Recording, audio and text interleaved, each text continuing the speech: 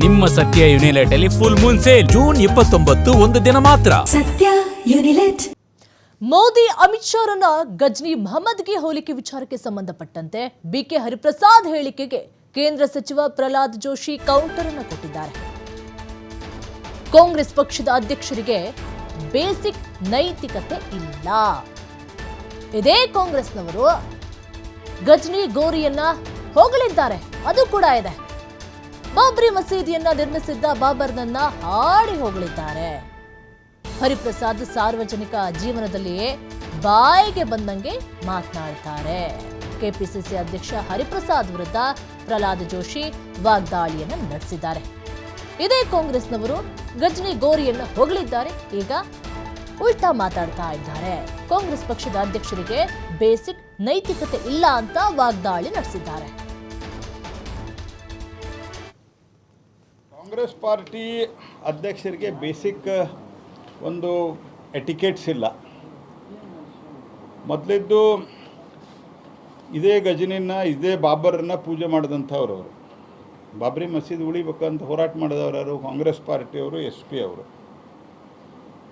ಎರಡನೇದ್ದು ಸನ್ಮಾನ್ಯ ಶ್ರೀ ರಾಹುಲ್ ಗಾಂಧಿಯವರ ನೇತೃತ್ವದಲ್ಲಿ ಆಲ್ಮೋಸ್ಟ್ ಇತ್ತೀಚೆಗೆ ಕೇರಳ ಒಂದು ಬಿಟ್ಟರೆ ಎಲ್ಲ ಕಡೆ ರಾಹುಲ್ ಗಾಂಧಿಯವರ ನೇತೃತ್ವದಲ್ಲಿ ಯಶಸ್ವಿಯಾಗಿ ಸೋಲ್ಕೊಂಡಿದ್ದಾರೆ. ಯಾರು ಗಜನಿ ಮೊಹಮ್ಮದನ್ನು, ಇವರು ಪಾರ್ಟಿಯವರು ಅನೇಕರು ಗಜನಿ ಮೊಹಮ್ಮದನ್ನು ಹೊಗಳಿದ್ದಾರೆ, ಔರಂಗಜೇಬನನ್ನು ಹೊಗಳಿದ್ದಾರೆ. ಇವರು ಪಾರ್ಟಿಯವರು, ಅವ್ರ ಮೇಲೆ ಏನು ಕ್ರಮ ಆಗಿಲ್ಲ. ಬಾಬ್ರಿ ಮಸೀದಿಯ ಸಂರಕ್ಷಣೆಗೆ ಹೋರಾಟ ಮಾಡಿದ್ದಾರೆ ಬಾಬರ್ನ ಹೆಸರಿನಲ್ಲಿ. ಅವರು ಒಬ್ಬ ಗೌರವಾನ್ವಿತವಾಗಿ ದೇಶದ ಜನ 3 ಸರ್ತಿ ಆರಿಸಿ ತಂದಿದ್ದಾರೆ.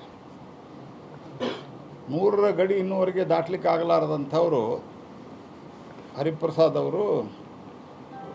ಅವರಿಗೆ ಸಾರ್ವಜನಿಕ ಬದುಕಿನ ಬೇಸಿಕ್ ಎಟಿಕೆಟ್ಸ್ ಇಲ್ಲ. ಬಾಯಿಗೆ ಬಂದಾಗ ಮಾತಾಡ್ತಾರೆ.